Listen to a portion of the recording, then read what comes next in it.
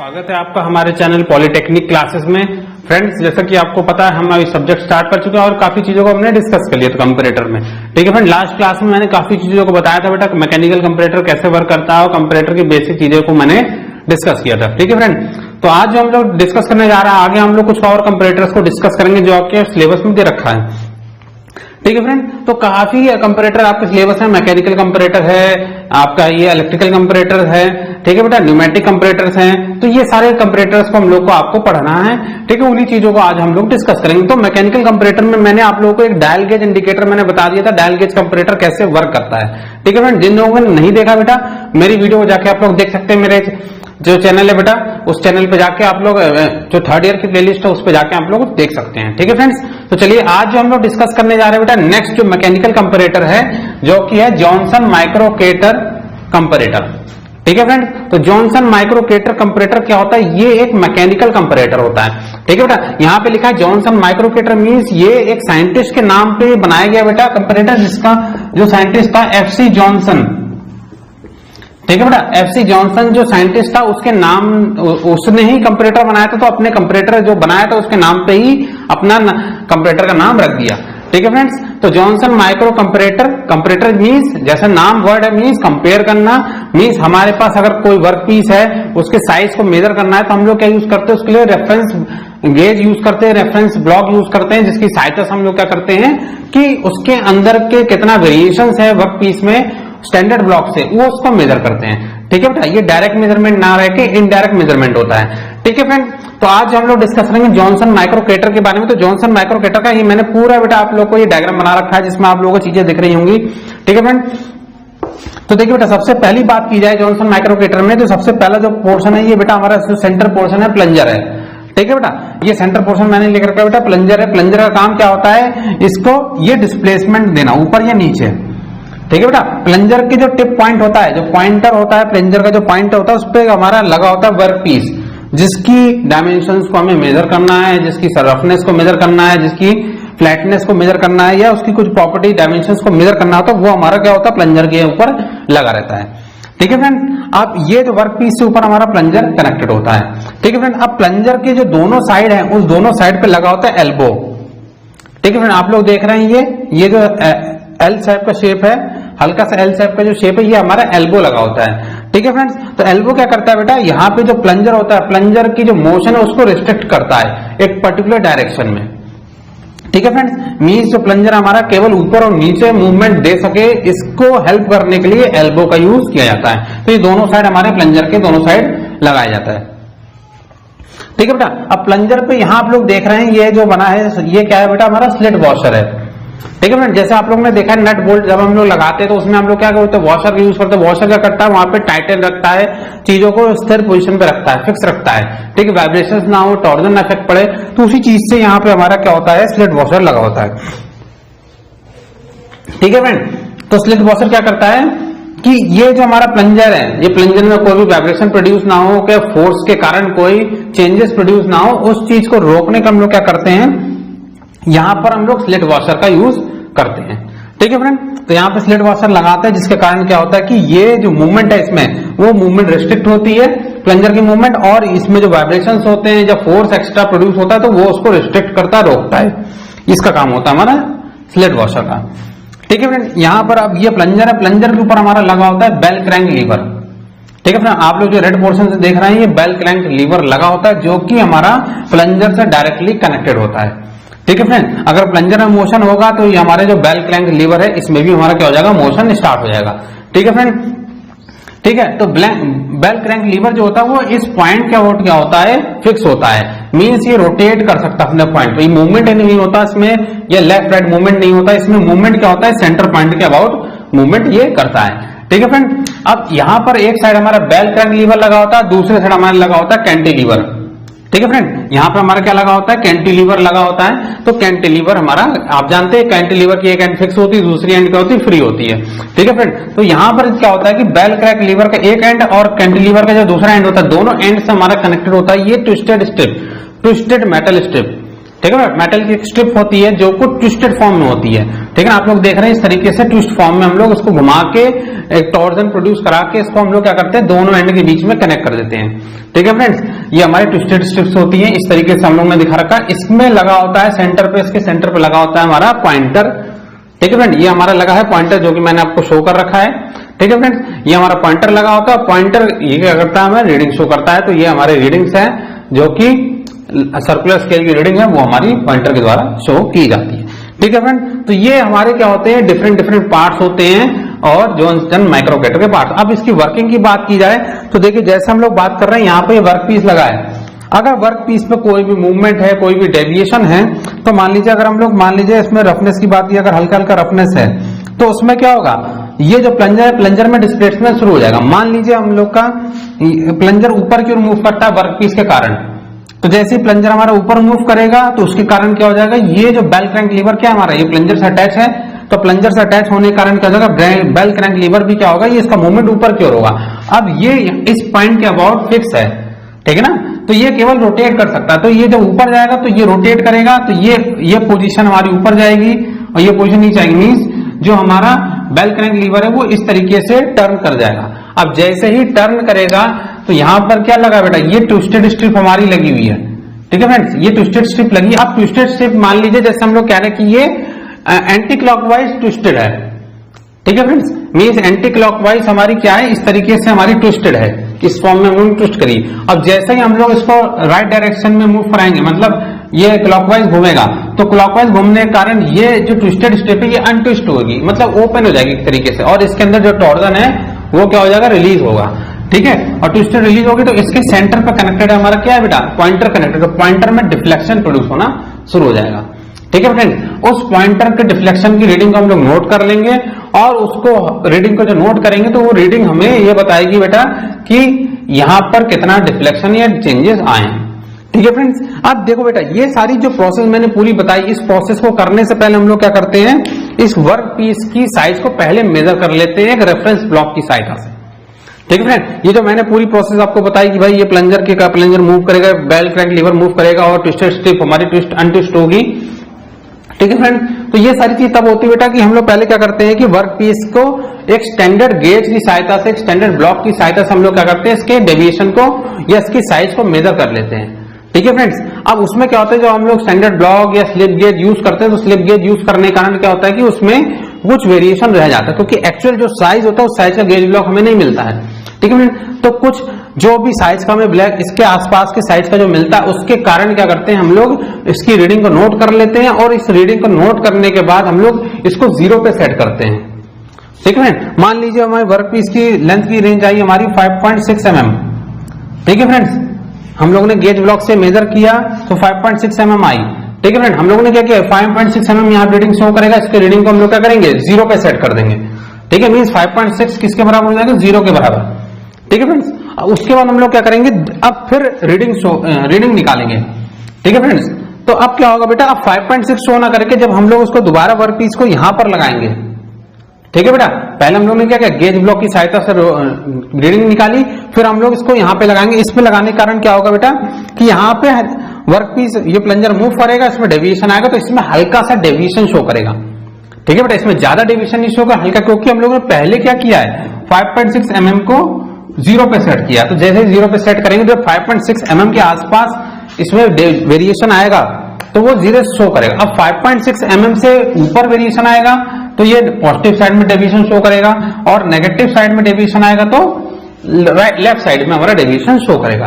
हम उस रीडिंग को नोट कर लेंगे और हमें अगर एक्चुअल रीडिंग निकालनी तो हम लोग क्या करेंगे, इसकी वैल्यू पे हम लोग जो डेविएशन है उसकी रीडिंग को कैलिब्रेट कर लेंगे, ठीक है ना। कैलिब्रेट कर लेंगे लेंथ के अकॉर्डिंग और फिर हम लोग उसको ऐड करके एक्चुअल रीडिंग निकाल सकते हैं। तो कंपैरेटर हमारा क्या होता है, कंपैरेटर एक तरह का डिवाइस होता है जो कि एक्चुअल रीडिंग निकाल के डेविएशन निकालता है कि किस तरीके से हमारा डेविएशन वर्क करता है, ठीक है फ्रेंड। तो यहां पर जॉनसन माइक्रोकेटर क्या करता है, ये मैकेनिकल कंपैरेटर हमारा क्या करता है कि डेविएशंस को मेजर करता है, डिफ्लेक्शन मेजर करता है, उस डिफ्लेक्शन को हम लोग एक्चुअल रीडिंग के हेल्प से हम लोग निकाल सकते हैं, ठीक है फ्रेंड। तो आप लोगों को ये चीजें क्लियर हो गई बेटा, जॉनसन माइक्रोकेटर एक्सपेरिमेंट मतलब कंपैरेटर क्या होता है और किस तरीके से इसकी वर्किंग होती है, ठीक है फ्रेंड, तो ये हमारा पूरा जॉनसन माइक्रोफैराड का कंपैरेटर हो गया। ठीक है फ्रेंड, तो चलिए आगे चलते हैं, नेक्स्ट बात करते हैं। नेक्स्ट हमारा है इलेक्ट्रिकल कंपैरेटर। ठीक है फ्रेंड्स, तो आपके सिलेबस में बेटा आप इलेक्ट्रिकल कंपैरेटर भी है, तो मैकेनिकल कंपैरेटर मैंने कंप्लीट करा दी। इसके बाद हम लोग बात करेंगे इलेक्ट्रिकल कंपैरेटर की। ठीक है फ्रेंड्स, तो electrical comparator means electrical device का यूज करके है, जब हम लोग कंपैरेटर्स को मतलब किसी भी ब्लॉक की साइजेस को मेजर करते हैं या कंपेयर करते हैं उसकी साइज को। ठीक है फ्रेंड्स, जैसे मान लीजिए हमारे पास ये क्या है, वर्क पीस है। ठीक है फ्रेंड्स, ये हमारे पास क्या है, वर्क पीस है। अब वर्क पीस को हम लोग क्या कर रहे हैं, ये स्टैंडर्ड ब्लॉक की सहायता से हम लोग क्या कर रहे हैं, मेजर कर रहे हैं। ठीक है फ्रेंड्स, अब इसकी साइज और इसकी साइज में कुछ ना कुछ अंतर आएगा। ठीक है फ्रेंड, एक्चुअल साइज का हमारा नहीं मिलता है। ठीक है, तो ये अंतर रहेगा, ये जो प्रोसेस कहलाती है, यही हमारी कहलाती है कंपैरेटर। ठीक है, अब हम कंपैरेटर में जब हम लोग मेजर कर रहे हैं, वो हम लोग अगर इलेक्ट्रिकल या हम लोग कहते हैं इलेक्ट्रिकल डिवाइसेस का यूज करते हैं, ठीक है, तो इस तरह का जो कंपैरेटर्स होते हैं वो हमारे कहलाते हैं इलेक्ट्रिकल। जैसे मान लीजिए हम लोग करंट का यूज कर रहे हैं, वोल्टेज यूज कर रहे हैं, ठीक है, या वोल्टेज मेजरिंग डिवाइस यूज कर रहे हैं, वोल्ट मीटर यूज कर रहे हैं, या करंट के लिए एम्पियर मीटर यूज कर रहे हैं, एमीटर यूज कर रहे हैं। तो इस तरह की जो चीजें होती हैं, इस तरह से जब हम लोग मेजरमेंट करते हैं या कंपेयर करते हैं, तो ये हमारा कहलाता है इलेक्ट्रिकल कंपैरेटर्स। ठीक है फ्रेंड्स, तो आपको चीजें क्लियर हो गई बेटा। इलेक्ट्रिकल कंपैरेटर क्या होता है कि इलेक्ट्रिकल डिवाइस या इलेक्ट्रिकल चीजों की सहायता से हम लोग क्या करते हैं, इन चीजों को कंपेयर करते हैं। ठीक है, आप लोग ये जो डायग्राम देख रहे हैं, ये पूरा इलेक्ट्रिकल कंपैरेटर का डायग्राम है, जिसमें क्या है बेटा, ये हमारे जो प्लंजर है, ये यहाँ पे क्या, ये सेंटर में आपको देख लीजिए आर्मेचर कॉइल लगी, जो कि एक फिक्स एंड से कनेक्टेड है। ठीक है फ्रेंड्स, ये आर्मेचर क्या होगा, इसका मूवमेंट होगा अप एंड डाउन मूवमेंट। ठीक है ना, एक एंड पे फिक्स है, एक एंड पे फ्री है। ठीक है बेटा, और यहां पर ये इसका मूवमेंट हमारा ऊपर नीचे हो सकता है। ठीक है फ्रेंड्स, अब क्या होगा कि इस पे आर्मेचर से जो नीचे कनेक्टेड होता है, ये हमारा क्या करें, प्लंजर कनेक्टेड होता है, जिसे हम लोग कहते हैं, ये हम लोग कहते हैं मेजरिंग हेड। ठीक है बेटा, ये हम लोग कहते हैं मेजरिंग हेड। ठीक, ये हमारा पॉइंटर होता है, यहीं पर हमारा क्या होता है, वर्क पीस को लगाते हैं। जिस भी वर्क पीस के साइज को मेजर करना होता है या उसकी साइज में डिफ्लेक्शन या कंपेयर करना होता है, तो हम लोग उसको यहाँ पे यूज करते हैं। ठीक है फ्रेंड, अब ये जो प्लंजर के दोनों साइड लगा होता है, ये गाइड लगा होता है, जो कि प्लंजर की डायरेक्शन को रिस्ट्रिक्ट करता है एक पर्टिकुलर फिक्स डायरेक्शन में। ठीक है, मीन्स जो हमारा प्लंजर है वो ना तो किधर कोई दूसरी डायरेक्शन मूव ना करे, इस चीज को रोकने के लिए, यूनि डायरेक्शन बनाने के लिए हम लोग क्या करते हैं, इस गाइड का प्रयोग करते हैं। ठीक है फ्रेंड, तो ये हमारा जो होता है, ये सारा चीज आर्मेचर से कनेक्टेड होता है, और यहाँ पर ये जो हमारा प्लंजर है, इसके टिप पॉइंट पर हमारा वर्कपीस कनेक्टेड होता है। ठीक है फ्रेंड, इसके ऊपर जो हमारा कनेक्टेड होता है, ये स्प्रिंग कनेक्टेड होता है।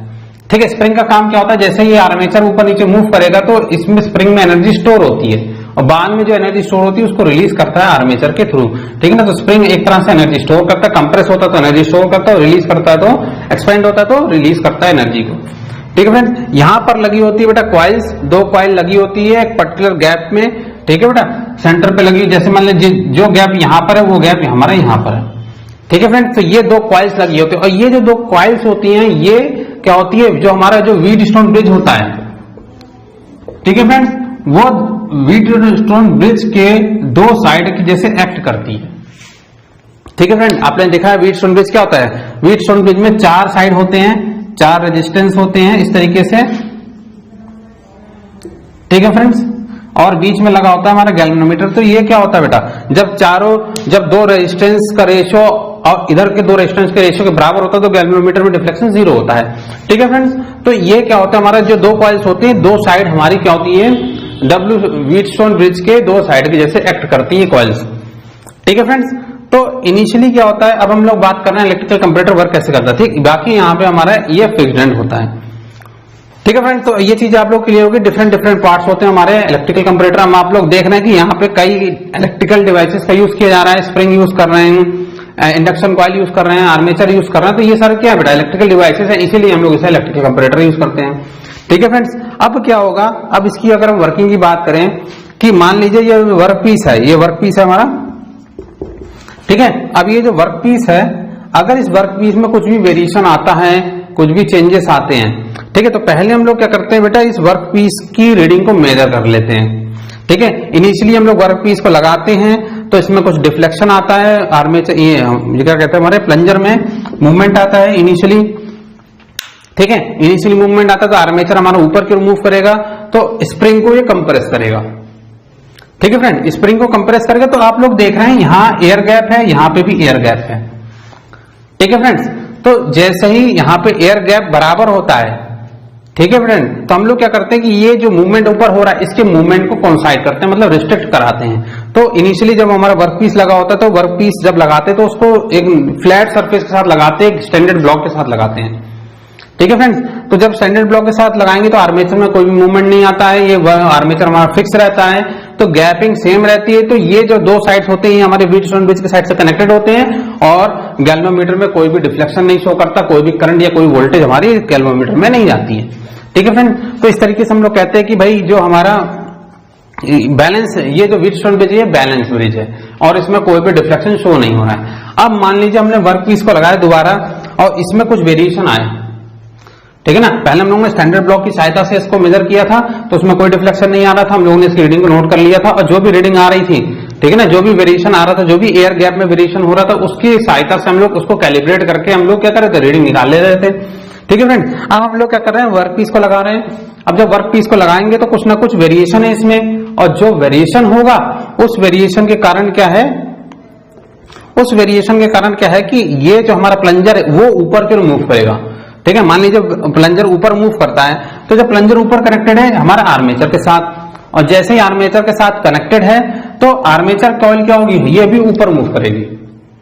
ठीक है फ्रेंड, ये भी आर्मेचर कॉइल क्या होगी, ऊपर मूव करेगी, तो स्प्रिंग को क्या करेगी, कंप्रेस करेगी। ठीक है, स्प्रिंग जैसे कंप्रेस होगा तो इसमें एनर्जी स्टोर होगी। अब स्प्रिंग जब ऊपर कंप्रेस होगा तो यहाँ पे एक पर्टिकुलर फिक्स्ड एयर गैप है, इसमें फिक्स्ड एयर गैप है, मतलब दोनों में गैप क्या है, सेम है, आर्मेचर कॉइल के ऊपर नीचे। ठीक है फ्रेंड, अब जैसे ही हमारा प्लंजर आर्मेचर ऊपर जाएगा तो यहाँ का एयर गैप घट जाएगा, यहाँ का एयर गैप बढ़ जाएगा। ठीक है, और ये दोनों मैंने बताया था आप लोग को, ये दोनों व्हीटस्टोन ब्रिज के दो साइड एक्ट कर रही हैं। ठीक है फ्रेंड्स, तो क्या होगा कि जब ये दो साइड में, एक साइड का एयर गैप कम होगा तो उधर साइड में क्या होगा, करंट का फ्लो बढ़ जाएगा, और इधर का गैप बढ़ रहा है तो इधर के साइड पे जो क्या होगा, हमारा एयर गैप हमारा बढ़ जाएगा, तो जिसके कारण करंट का फ्लो क्या हो जाएगा, इधर साइड में कम हो जाएगा और व्हीटस्टोन ब्रिज क्या हो जाएगा, अनबैलेंस हो जाएगा। और जैसे ही व्हीटस्टोन ब्रिज अनबैलेंस होगा तो इसमें डिफ्लेक्शन, गैल्वेनोमीटर में डिफ्लेक्शन शुरू हो जाएगा। ठीक है ना, उस डिफ्लेक्शन को हम लोग नोट कर लेंगे, जो भी वैल्यू आएगी उस वैल्यू को नोट कर लेंगे और जो वैल्यू आएगी उसको कैलिब्रेट करके हम लोग क्या करेंगे कि इस वर्क पीस की जो लेंथ थी उसकी लेंथ में कैलिब्रेट करके हम लोग एक्चुअल में रीडिंग निकाल सकते हैं कितना वेरिएशन आ रहा है। ठीक है फ्रेंड, इसी तरीके से क्या हो सकता है, जब मान लीजिए प्लंजर अभी ऊपर गया है, अभी कभी हो सकता है जो वर्क पीस है प्लंजर हमारा नीचे चला जाए, और जैसे हमारा प्लंजर नीचे जाएगा तो इसमें मूवमेंट हमारा नीचे की ओर होगा। ठीक है, अब ये ऊपर ना जाके आर्मेचर नीचे की ओर जाएगा, आर्मेचर नीचे जाएगा तो स्प्रिंग में जो एनर्जी पहले बनी थी वो स्प्रिंग में एनर्जी क्या हो जाएगी, रिलीज हो जाएगी। ठीक है फ्रेंड, और जिसके कारण क्या होगा, हमारा ये जो हमारा एयर गैप है इधर की ओर एयर गैप हमारा कम हो जाएगा और इस इंडक्शन कॉइल की तरफ एयर गैप हमारा बढ़ जाएगा। तो एयर गैप बढ़ने के कारण क्या हो जाएगा, इधर का करंट का फ्लो, इसके जो कॉइल्स हैं उस कॉइल्स में जो करंट का फ्लो हो जाएगा कम, इधर हो जाएगा करंट का फ्लो ज्यादा। तो अब की बार फिर से क्या होगा, हमारा व्हीटस्टोन ब्रिज पहले ऊपर से अनबैलेंस हो रहा था, आपकी इधर से अनबैलेंस होना शुरू हो जाएगा और फिर हमारी गैल्वेनोमीटर में रीडिंग आएगी। ठीक है फ्रेंड, तो इस तरीके से हम लोग क्या करेंगे कि बेटा रीडिंग को नोट कर लेंगे और रीडिंग को नोट करने के बाद हम लोग क्या करेंगे, वर्क पीस की लेंथ में हम लोग उसको कैलिब्रेट कर लेंगे। ठीक है फ्रेंड, तो इस तरीके से हम लोग क्या करते हैं, इलेक्ट्रिकल कंपैरेटर्स को मेजर करते हैं। तो यहाँ पे गैल्वेनोमीटर क्या करेगा, वोल्टेज मेजर करेगा, जो वोल्टेज में वेरिएशंस आएंगे उसको वेरिएशंस को हम लोग लेंथ की फॉर्म में कन्वर्ट कर लेंगे, जिससे जो चेंजेस आ रहे थे वो चेंजेस हमें एक्चुअल में पता चल जाएंगे। ठीक है फ्रेंड, और उस रीडिंग को पता करने के बाद हम लोग क्या करेंगे, उसको एक्चुअल रीडिंग में, मेन रीडिंग में नोट कर लेंगे, ऐड कर लेंगे और हमें एक्चुअल रीडिंग आ जाएगी। ठीक है फ्रेंड, तो ये सब चीज तो बात की बात है, लेकिन पहले क्या कर रहा है, जो वेरिएशन आ रहा है, जो डिफ्लेक्शन आ रहा है, उस डिफ्लेक्शन को हम लोग नोट कर रहे हैं। ठीक है फ्रेंड, तो ये चीजें क्लियर होगी बेटा। इस तरीके से हमारा क्या होता है, व्हीटस्टोन ब्रिज काम करता है। ठीक है बेटा, जब तक आर्मेचर सेंटर में रहेगा तभी तक इन दोनों में करंट बराबर फ्लो करेगी और जो हमारा व्हीटस्टोन ब्रिज है वो हमारा अनबैलेंस रहेगा। ठीक है फ्रेंड, आप लोगों को ये चीजें क्लियर होगी बेटा। तो ये दोनों चीजों को मैंने क्लियर करा दी। अब एक चीज और, दोनों चीज में डिफरेंस बता दूं बेटा। इलेक्ट्रिकल कंपैरेटर्स हैं, तो इलेक्ट्रिकल कंपैरेटर्स होते हैं तो इनमें क्या होता है, इलेक्ट्रिकल डिवाइसेस का यूज किया जाता है। तो जब इलेक्ट्रिकल डिवाइसेस यूज की जाती है जैसे इंडक्शन कॉइल, आर्मेचर, तो इनमें क्या होता है, ज्यादा डिवाइसेस के बीच में कॉन्टेक्ट नहीं होता है, कॉन्टेक्ट लेस होते हैं, तो उनके कारण क्या होता है, फ्रिक्शन डेवलप नहीं होता है, तो एनर्जी का लॉस नहीं होता है। तो इसके कारण क्या होता है कि जो इलेक्ट्रिकल कंपैरेटर्स होते हैं इनमें लॉस ना होने के कारण इनमें जो रीडिंग आती है वो बहुत ज्यादा एक्यूरेट रीडिंग आती है। ठीक है, जिस प्रिसाइज रीडिंग आती है, एक्यूरेट रीडिंग आती है। तो एक्यूरेट रीडिंग आने के कारण क्या होता है, इनमें जो वेरिएशंस होते हैं बहुत कम होते हैं और इसमें गलतियां होने की संभावना कम होती है। इसीलिए ये जो इलेक्ट्रिकल कंपैरेटर्स होते हैं as comparison to mechanical comparator ज्यादा अच्छे होते हैं। इनकी सेंसिटिविटी ज्यादा अच्छी होती है, इनकी एक्यूरेसी ज्यादा अच्छी होती है as comparison to mechanical comparator. ठीक है ना, मैकेनिकल कंपैरेटर में आप देख सकते हैं बेटा, यहाँ पर क्या है, वर्कपीस है, वर्कपीस अटैच हमारा प्लंजर है, प्लंजर से अटैच हमारा ब्लैंक लीवर है, ब्लैंक लीवर से अटैच हमारा ट्विस्टेड स्ट्रिप है, इधर हमारा कैंटिलीवर अटैच है। आप लोग देख रहे हैं कई सारे डिफरेंट पार्ट्स हैं एक दूसरे के साथ कनेक्टेड है मैकेनिकल कंपैरेटर में। तो जब एक दूसरे के साथ कनेक्टेड होते हैं तो एक दूसरे के साथ फ्रिक्शन डेवलप होता है, एनर्जी का लॉसेस होते हैं और उसके कारण जो रीडिंग्स हमारी एक्चुअल में एग्जैक्ट रीडिंग नहीं आती, तो इनकी जो सेंसिटिविटी होती है या इनकी जो एक्यूरेसी होती है उतनी अच्छी नहीं आती जितनी अच्छी हमारी किसकी आती है, इलेक्ट्रिकल कंपैरेटर्स की आती है। ठीक है फ्रेंड, तो इलेक्ट्रिकल कंपैरेटर्स जो होते हैं as comparison to mechanical comparators जो होते हैं वो ज्यादा अच्छे होते हैं। ठीक है, तो ये आपको चीजें क्लियर हो गई। तो मैंने दोनों चीजों में, दोनों कंपैरेटर्स में हम लोग आपको पूरा मैंने डिफरेंस क्लियर करा दिया, किस चीज में क्या एडवांटेज होता है, क्या फायदा होता है, किस चीज में क्या नुकसान होता है। ठीक है फ्रेंड, तो ये आप लोगों को चीजें क्लियर हो गई। तो कंपैरेटर इस तरीके से क्या करता है, वर्क करता है और डिफरेंट वेरिएशंस को नोट करता है। जैसा कंपैरेटर होगा उसी हिसाब से डिफरेंस वेरिएशन को नोट करेगा। ठीक है फ्रेंड्स, तो आप लोग को ये चीजें क्लियर हो गई। ठीक है फ्रेंड, तो इस तरीके से हमारा क्या होता है, ये डिफरेंट कंपैरेटर्स वर्क करते हैं और काम करते हैं। ठीक है फ्रेंड, तो आज के लिए हम लोग इतना ही रखते हैं बेटा, दोनों कंपैरेटर को डिस्कस कर लिया। आगे चल के हम लोग और कंपैरेटर्स को डिस्कस करेंगे, जिससे क्या होगा कि आपको और चीजें इजीली और आसानी से कवर होंगी। ठीक है, तो आपको कैसा लगा सेशन, आप लोग हमें कमेंट बॉक्स में कमेंट कर सकते हैं, जिससे हम आपके प्रॉब्लम को सॉल्व कर सकेंगे और इजीली चीजों को कवर कर सकेंगे। ठीक है फ्रेंड्स, तो मिलते हैं नेक्स्ट क्लास में नेक्स्ट वीडियो के साथ और न्यू लेक्चर के साथ। कंपैरेटर्स में आगे डिस्कस करेंगे, क्योंकि कंपैरेटर का जो चैप्टर है बेटा काफी बड़ा चैप्टर है और इनमें काफी चीजें पूछी जाती हैं। ठीक है फ्रेंड्स, तो इसको आगे चीजों को हम लोग धीरे धीरे पूरा डिस्कस करेंगे, जिससे आपको ये चीजें इजीली और आसानी से कवर हो जाए। ठीक है, तो अपने दोस्तों के साथ ज्यादा से ज्यादा शेयर कीजिएगा इस वीडियो को, जिससे क्या होगा कि आपके जो एग्जाम जो नजदीक आ चुके तो ये चीजें आप लोगों को इजीली कवर कर सके। तो और ये इंपॉर्टेंट टॉपिक है जिसके एग्जाम में आने की संभावना ज्यादा होती है। ठीक है फ्रेंड, तो मिलते हैं नेक्स्ट क्लास में नेक्स्ट वीडियो के साथ। Okay, thank you friends.